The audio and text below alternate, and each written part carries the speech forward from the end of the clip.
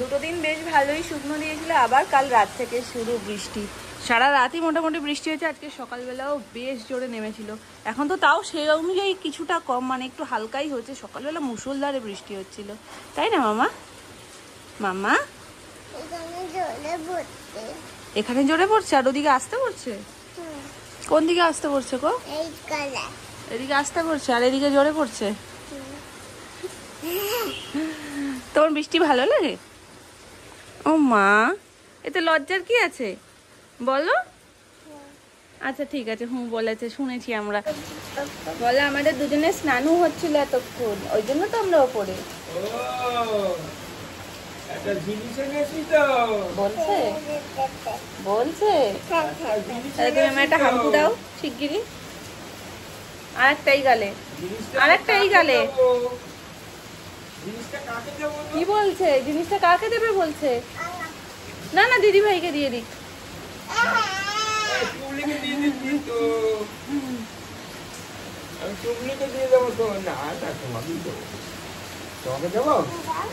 চলো নিচে যাই, আগে এই গালে হাম্পু দিয়ে গুড মর্নিং বলো। বলো গুড আফটারনুন বলো। গুড মর্নিং কেটে গেছে, গুড আফটারনুন বলো। গুড আফটারনুন বলো। বলতেই পারে না, বলতেই পারে না।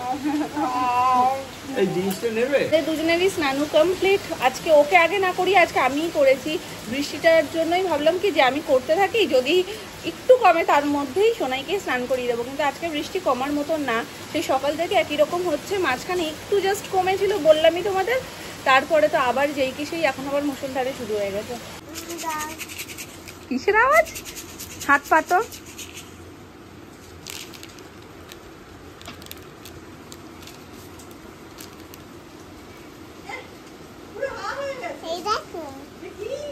বলো ম্যাজিক পপ।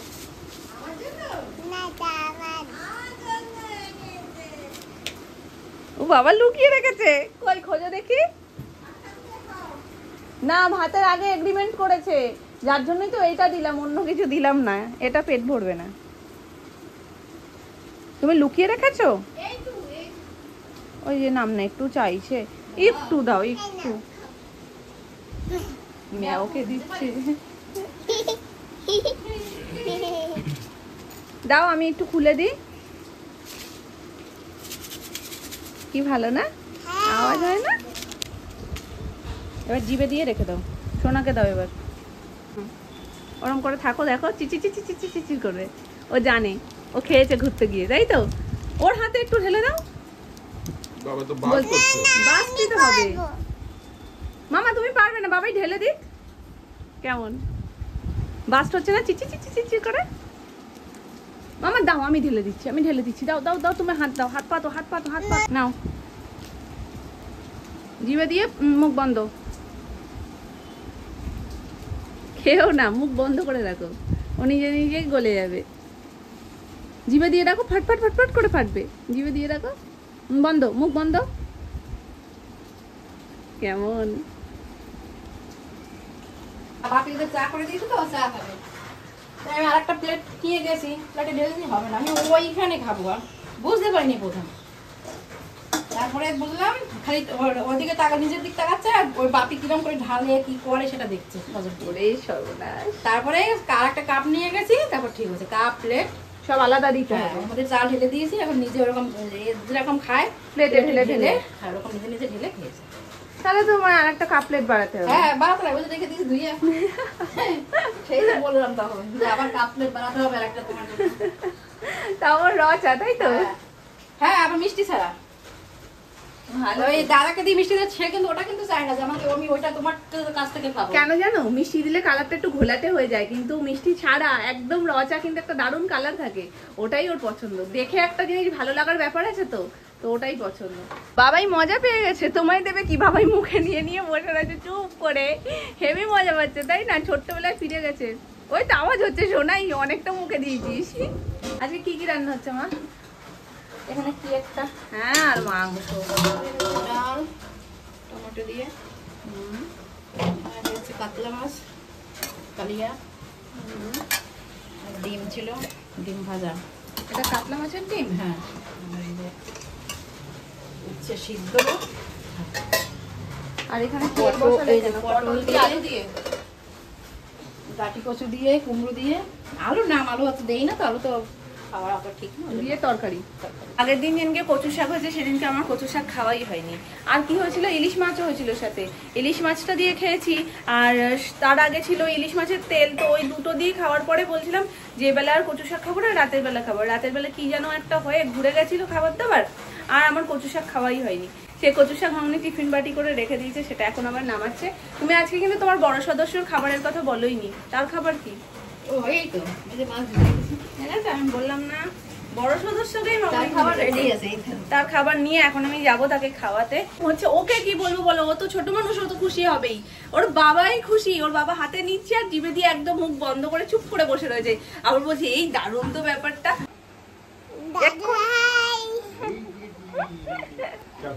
এবার চুলটা বেঁধে না, চুল শুকিয়ে গেছে, একদম শুকিয়ে গেছে, একদম শুকিয়ে গেছে। গভীর নিম্নচাপ, কাল মোটামুটি রাত 10টার পর থেকে এই বৃষ্টি শুরু হয়েছে। অধিকাংশ জায়গায় জল জমে গেছে, যদিও আমাদের এই সাইডটা অনেকটা উঁচু, যার কারণে এখনো সেরকম জল জমার কোনো ঘটনা ঘটেনি এদিকটায়, কিন্তু এমন অনেক অনেক জায়গা রয়েছে যেখানে জল জমে গেছে। তোমার চিত্রগুপ্তের খাতা বেরিয়ে গেছে, দেখে নাও। আর কটা পৃষ্ঠা বাকি মাম্মা? শুরু করে দাও।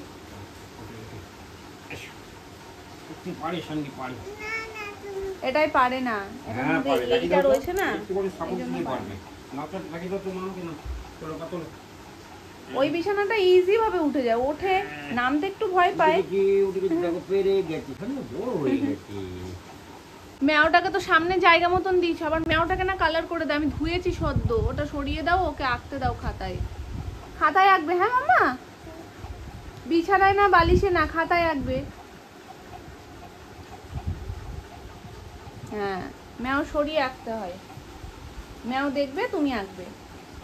সবকিছু ঘর সাজানোর জন্য কিনছি ঠিকই, কিন্তু এখন পুচকু যেহেতু এতটাই ছোট, অ্যানির একটা স্বভাব কি, ও বালিশের ওপরে, বিছানা চাদরের ওপরে রং পেন্সিল দিয়ে, স্কেচ পেন দিয়ে দাগ দেয় খুব।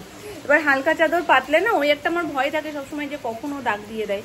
আর এখন আমি যতই সুন্দর করে সবটা সাজাই না কেন বিছানার উপরে চাদর টাদর দিয়ে, ও সেগুলোকে সব নষ্ট করে দেবে। তাই আমি ভাবছি বাকি ডেকোরেশন সমস্ত কিছু আমি করে নেবো, শুধু বিছানার চাদরটা আমি রেগুলার যেমন পাতি সেরকমই পাতবো।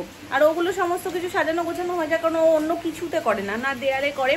আর দেয়ালে ফার্স্ট ডেতেই যখন ও করেছে ওরকম, মানে একদিন গিয়ে পেন্সিল দিয়ে দাগাতে গেছিলো, সেদিনকে আমি বলেছি মামা দেয়ালে কিচ্ছু করে না, তুমি খাতায় করো। এবার খাতায় করতে করতে মাঝে মাঝে মন হয় একটু বিছানার চাদরে করে দেয়, সেটা কাচলে আবার উঠে যায়, কিন্তু লাইট কালারের চাদরে করলে সেগুলো আর উঠবে না। আর আমি ওই জন্য এখন নতুন চাদরগুলো পাচ্ছি না।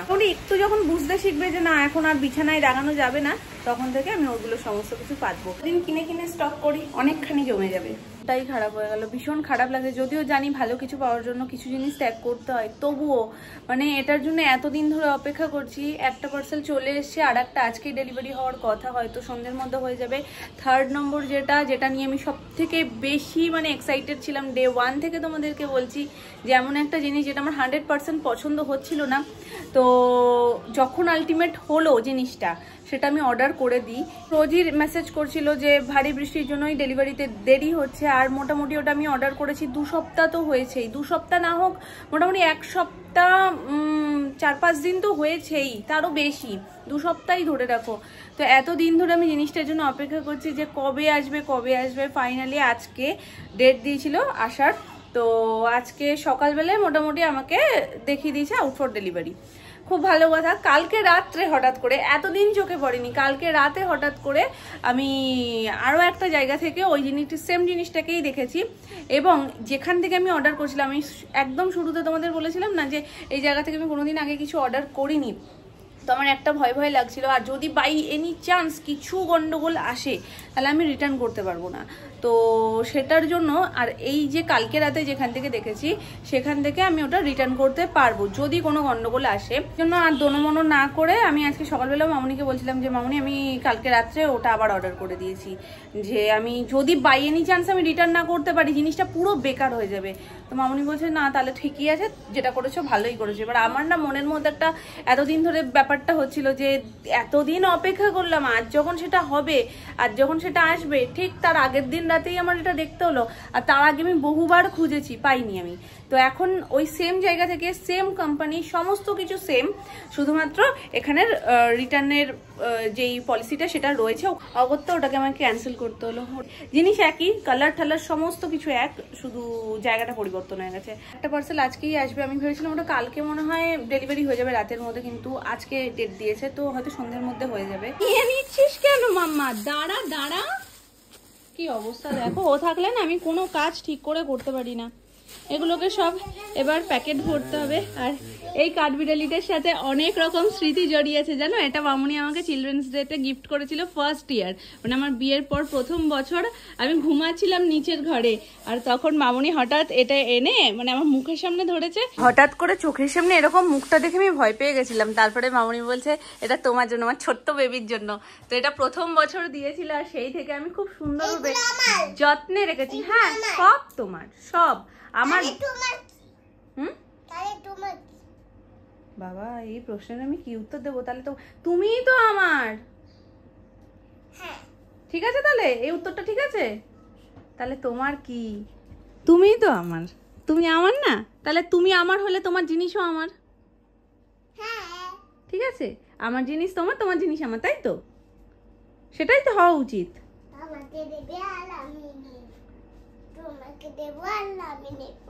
একদম আমার সোনা মা তো তুমি। তো ওটা লেজ, তোমারও একটা আছে না, ওটা একটু মোটা, ওটা দেখা যায়, তোমারটা দেখা যায় না, এই যা তফাৎ।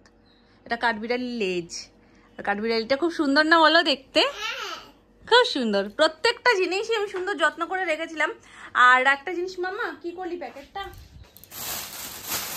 আর এটার মধ্যে না আমি কয়েকটা প্যাকেট বের করেছি, যেমন এই দেখো ছোট ছোট বেশ কিছু বারবি রয়েছে যার প্যাকেটগুলো নষ্ট হয়ে গেছে।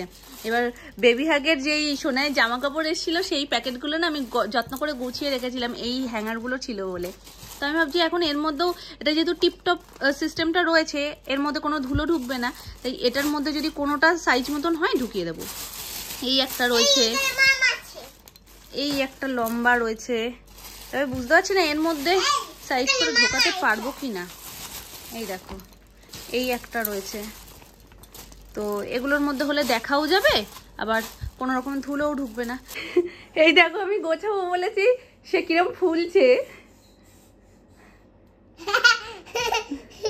ওই হলুদটা দাও তো বাবা, দাও আমায়, দাও, আমি রেখে দিই। এখন আমি কোনোটাই ঢোকাতে পারবো না, নাকটাই নিয়ে চলে আসবো, কিন্তু তখন ফুসফুস কোথা দিয়ে করো দেখবো।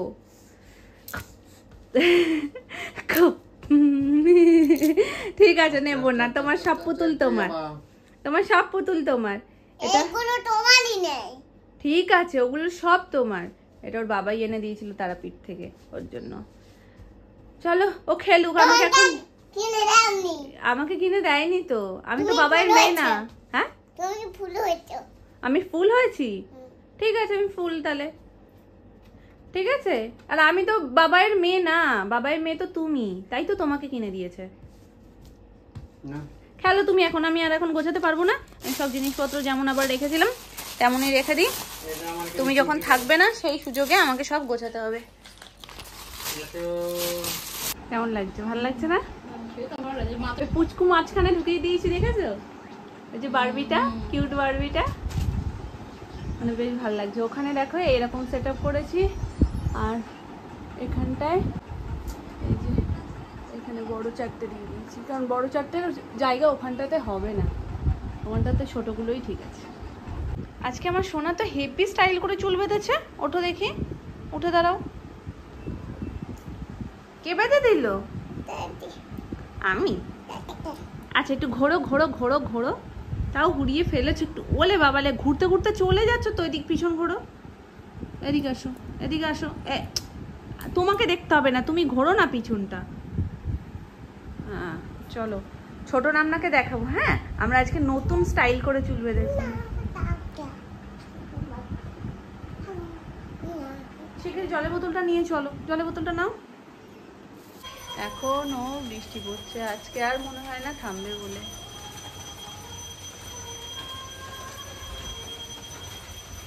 বৃষ্টির দিনে সোনায়ের সন্ধ্যের টিফিন হচ্ছে সমস্ত সবজি দিয়ে গোলা রুটি।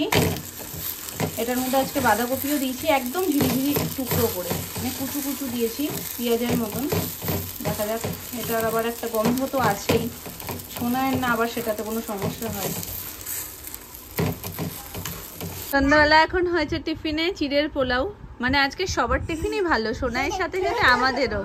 সোনামা একবার জিজ্ঞাসা করেছে সস দেবো বলো, আরেকবার জিজ্ঞেস করো, উত্তর এক্ষুনি পেয়ে যাবে। এই তোমার কাছে বলেছে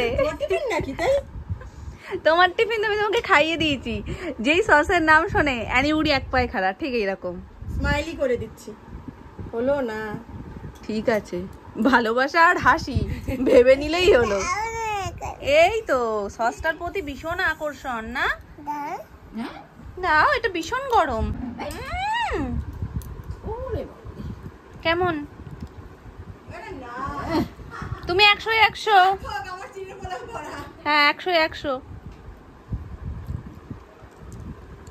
একটা পড়েছে, ঠিক আছে আমি তুলে নিচ্ছি, নাও খাও। অ্যানির এই নিজের হাতে খাবার অভ্যেসটা এত ভালো, মানে ওকে আমি জোর করে কিন্তু হাত দিয়ে খাওয়াই, মানে ওর সব সময়েরই ইচ্ছা ও নিজের হাতে খাবে, নিজে এভাবে চামচ দিয়ে, নিজে হাত মানে আবার একদম ডাইরেক্ট হাত দিয়ে না, যে খাবারটা হাত দিয়ে খাওয়ার সেটা হাত দিয়ে খাবে, চাউ থেকে শুরু করে এই সমস্ত জিনিসগুলো যেগুলো চামচ দিয়ে খাওয়া যায় সেগুলো চামচ দিয়ে খাবে, আবল তাবল করে না, একদম মুখেরটা মুখেই কিন্তু দেয়। তবে এই গুণটা হয়তো দাদানের থেকে পাওয়া, দাদানের একটা ডিম পোচ খেতে গেলেও মানে যাই খাক, খাবার পাতেও যদি কোনো কিছু খায় না, আলাদা প্লেটে নিয়ে এবং চামচ সাথে দিতেই হবে। এই দাদানের গুণটাই অ্যানির মধ্যেও রয়েছে। আর বলে রাখি, দাদান মানে কিন্তু বাপি, ও দাদু ভাই বলে আমার বাবাকে, আর ওর দাদানকে দাদান বলে।